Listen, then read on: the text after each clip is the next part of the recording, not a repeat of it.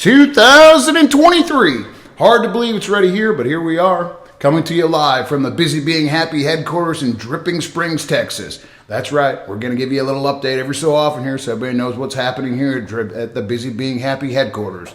First, today we did window cleaning. Little clip at the end of this so you can see how it went. I sped it up so you can see. Tomorrow, just so you know, just so you're prepared, we're doing refrigerator cleaning. So if you have anything in the refrigerator, you're going to have to get it out of there. I'll give you an update after the refrigerators are clean too, because we always put it outside and feed it to the wild animals. Last time we had like 10 freaking vultures flying around.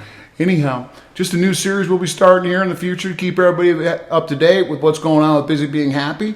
Hopefully in the future we'll start another new series called Ask Me Anything. That'll be an interesting one, won't it now? Because you can ask me anything. Here's one to the redneck.